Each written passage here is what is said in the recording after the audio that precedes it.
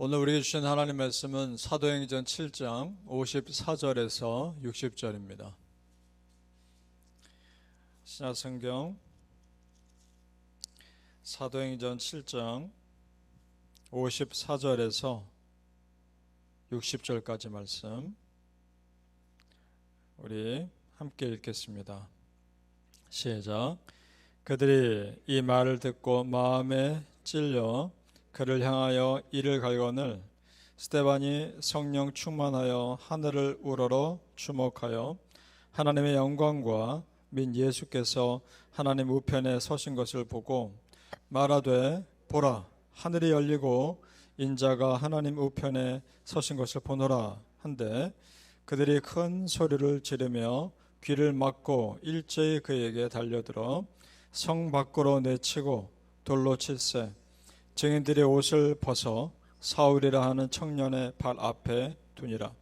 그들이 돌로 스데반을 치니 스데반이 부르짖어 이르되 주 예수여 내 영혼을 받으시옵소서 하고 무릎을 꿇고 크게 불러 이르되 주여 이 죄를 그들에게 돌리지 마옵소서. 이 말을 하고 자니라. 아멘. 오늘 새벽에 예배하신 은혜가 우리 성도님들께 함께 하시기를 예수님 이름으로 축복합니다. 아멘. 자, 성경 말씀을 보면서 깨닫는 것은 똑같은 메시지고 비슷한 내용의 말씀이어도 어떻게 받아들이느냐 하는 것은 각자의 몫이라는 겁니다. 지금 스데반 집사가 설교를 하고 메시지를 전했는데 사실 그 내용이 전에 베드로가 전했을 때의 내용과 다를 바가 없습니다. 거의 비슷한 내용입니다. 그런데 전에 베드로가 복음 전했을 때는 사람들이 똑같이 마음에 찔려 했습니다. 그러고 나서 반응은 우리가 어떻게 할꼬? 회개하며 나오는 사람들이 수천 명이었죠.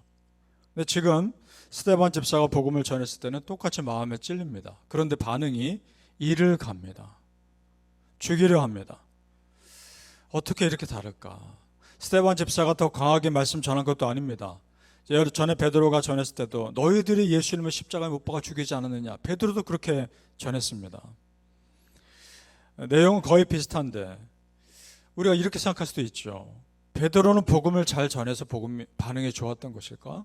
아니면 스데반 집사는 복음을 잘 전하지 못해서 반응이 좋지 않았던 것일까? 전하는 과정에서 문제가 있었던 것일까? 그런 것이 아니라는 겁니다. 그것이 아니라 우리는 알죠. 우리 믿는 사람들이 이미 초대교회 역사를 전체를 아니까 다른 관점에서 볼 수 있습니다. 무엇이냐? 베드로가 복음을 전했을 때의 회심의 역사와 스데반 집사가 복음 전했을 때의 핍박의 역사가 전체 기독교 역사에서 필요했던 겁니다. 그래서 하나님이 허락하신 겁니다. 우리 사람의 생각으로는 회심의 역사만 있으면 좋겠고 사람들이 돌이키는 역사만 있으면 좋을 것 같은데 어디까지나 우리의 생각입니다. 하나님께서는 초대교회를 성장하는 과정에 있어서 핍박의 역사도 쓰시더라는 겁니다. 그러니까 우리 성도님들 모든 일들이 하나님의 섭리하심 가운데 일어나는 일임을 믿으시길 바랍니다. 우리 하나님 믿는 사람들은 성경 역사에서 이런 일들 정말 많이 보죠. 우리가 보기에는 꽉 막혀있는 것 같고 실패인 것 같지만 하나님은 거기서 새로운 일들을 하시더라는 겁니다. 이사야 43장 19절에 보라 내가 새 일을 행하리니 이제 나타낼 것이라 너희가 그것을 알지 못하겠느냐 반드시 내가 광야의 길을 사막의 강을 내리니. 아멘. 광야의 길을 사막의 강을 내는 새 일을 행하시는 여호와 하나님이라는 겁니다. 그렇다면 내가 보기에 광야 같은 것 같고 사막 같은 상황에 있는 그 일 속에서도 하나님은 새 일을 하시는 분이라는 겁니다. 믿습니까? 지금 예루살렘도 마찬가지입니다.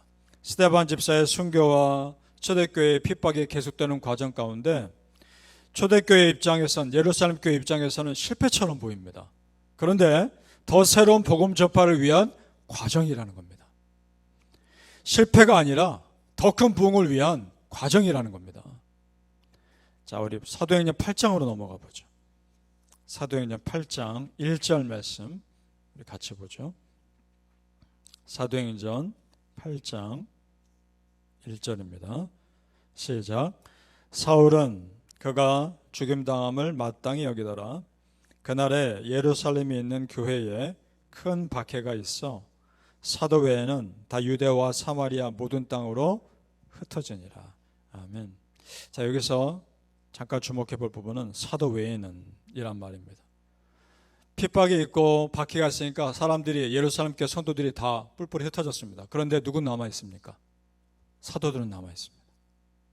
그래서 예루살렘 교회가 다시 회복될 수 있었던 겁니다.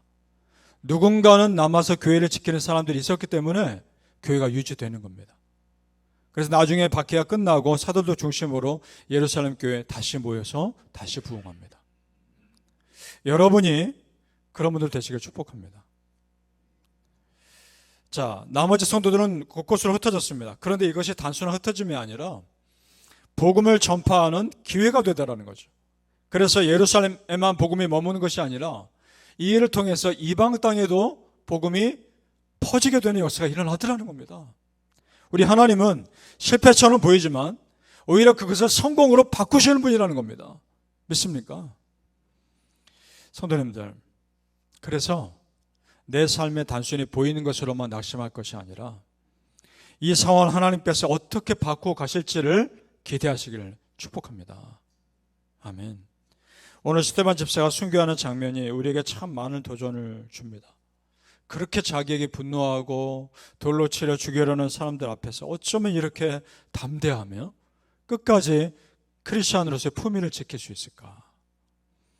우리 앞장 다시 넘어가 보죠. 사도행전 7장 60절에 조금 전에 읽었는데 사도행전 7장 60절입니다. 시작. 무릎을 꿇고 크게 불러 이르되 주여 이 죄를 그들에게 돌리지 마옵소서. 이 말을 하고 자니라. 죽은 거죠. 자신을 죽이는 자들에 대한 미움이 전혀 없습니다. 그리고 오히려 그들을 위해 기도하고 있습니다. 이것은 꼭 마치 예수님이 십자가에 못 박혀 죽으시면서 자기를 못 박는 자들을 위해 기도하는 모습과 너무나 비슷하지 않습니까? 지금 스데반 집사는 그 마음에 이미 천국으로 가득한 겁니다. 사실 지금 이 공회 앞에서 사람들 앞에서 복음 전할 때부터 그랬습니다. 더 앞에 넘어가 보죠. 사도행전 6장 15절입니다. 사도행전 6장 15절 같이 있습니다. 시작. 공회 중에 앉은 사람들이 다 스데반 집사를 주목하여 보니 그 얼굴이 천사의 얼굴과 같더라. 아멘. 이미 천국에 있는 사람이었습니다. 그래서 지금 이 마지막 복음을 전할 때도 하늘이 열리고 예수님이 하나님 우편에 서 있는 것을 그의 눈으로 봅니다. 영원히 이미 그때 열린 겁니다. 그래서 더 이상 이 땅의 것들에 마음 요동치지 않을 수 있었던 겁니다. 바라기는 성도님들, 천국을 이미 소유한 우리에게도 세상이 감당할 수 없는 평안과 여유가 여러분 안에 있으시기를 예수님의 이름으로 축복합니다. 아멘. 그렇게 우리 삽시다. 스데반 집사의 순교로 복음 전파의 사역이 잠깐 위축된 것처럼 보입니다. 그런데 하나님의 구원 역사는 계속됩니다. 구원 사역을 누구도 막을 수 없다는 것을 빌립 집사의 사역을 통해서 우리는 배웁니다. 예루살렘 교회 핍박으로 성도들이 다 흩어졌죠. 빌립도 다른 곳으로 피합니다. 사마리아 땅으로 피합니다. 자, 다시 8장으로 넘어갑니다. 사도행전 8장 5절에서 8절까지를 같이 읽어보죠. 사도행전 8장 5절에서 8절입니다. 시작. 빌립이 사마리아 성에 내려가 그리스도를 백성에게 전파하니 무리가 빌립의 말도 듣고 행하는 표적도 보고 한 마음으로 그가 하는 말을 따르더라. 많은 사람에게 붙었던 더러운 귀신들이 크게 소리를 지르며 나가고 또 많은 중풍병자와 못 걷는 사람이 나으니 그 성에 큰 기쁨이 있더라. 아멘. 보세요. 지금 스데반 집사는 죽고 이 땅에 없습니다. 그런데 그 뒤를 이어서 빌립 집사가 스데반 집사가 했던 사역과 똑같은 사역을 하고 있는 거 아닙니까? 자, 성도님들, 하나님의 일꾼은 잠시 쓰임받다 사라질 수 있습니다. 그러나 하나님의 구원 사역은 계속되는 겁니다. 내가 아닌 누군가를 통해서도 하나님의 나라 일은 계속되는 겁니다. 믿습니까? 따라서 성도님들, 내가 지금 하나님 나라의 영광을 위해 쓰임받고 있다는 것이 감사한 겁니다. 영광스러운 일인 겁니다. 그래서 쓰임받는 동안에 내가 할 수 있는 최선을 다해서 섬기시고 마음껏 쓰임받으시기를 예수님의 이름으로 축복합니다. 아멘. 여기서 주목해 볼 분이 또 있습니다. 8절에 사도행전 8장 8절에 그 성에 큰 기쁨이 있더라 이렇게 되어 있습니다. 여기서의 성은 사마리아 성이죠. 자, 지금 예루살렘 성에는 근심이 있었겠죠. 두려움이 있었겠죠. 그러나 사마리아 성에는 큰 기쁨이 있는 겁니다. 이것이 하나님의 역사입니다. 하나님은 지금 내 앞에 실망스러운 상황을 덮고도 남을 수 있는 또 다른 기쁨을 준비하시더라는 겁니다. 이것이 하나님의 일하심입니다. 성도님들, 항상 슬프고 항상 낙심되는 일만 있는 것이 아닙니다. 우리 하나님은 낙심되는 상황에서도 소망되는 일을 남겨두십니다. 우리 하나님은 내 앞에 있는 어떤 문제를 해결하심으로 나에게 기쁨을 주실 때도 있지만 그것과는 전혀 상관없는 또 다른 일을 통해서 지금 나의 낙심되는 상황에 위로를 주실 수도 있습니다. 그러시더라는 겁니다. 지금 예루살렘 성도들이 그런 거 아닙니까? 예루살렘 교회는 너무 힘듭니다. 그런데 또 다른 곳에 복음이 잘 전파되는 것을 보면서 위로받았을 겁니다. 따라 성도님들, 지금 당장에 낙심되는 상황만 보지 맙시다. 좋으신 하나님께서 내 삶을 어떻게 이끌어 가실지, 우리 자녀들을 어떻게 책임져 주실지 기대합시다. 시편 33편 22절에 여호와여, 우리가 주께 바라는 대로 주의 인자하심을 우리에게 베푸소서. 그렇습니다. 우리가 하나님을 믿고 바라는 대로 우리 하나님께서 나에게 은혜 베풀어 주실 것을 믿고 기대하자는 겁니다. 믿습니까? 바라기는 성도님들, 우리 삶에 큰 기쁨 주실 여호와 하나님을 정말 믿고 소망하며 기대하시기를, 큰 기쁨 주실 것을 기대하시기를 예수님의 이름으로 축복합니다. 아멘. 기도하겠습니다. 아버지 하나님, 하나님의 역사하심은 참으로 놀랍고 우리 사람의 한계를 뛰어넘음을 믿습니다. 우리가 지금 낙심되는 상황과 염려되는 상황만 보지 않게 하옵소서. 또 다른 기쁨을 준비하고 계신 여호와 하나님을 기대하게 하옵소서.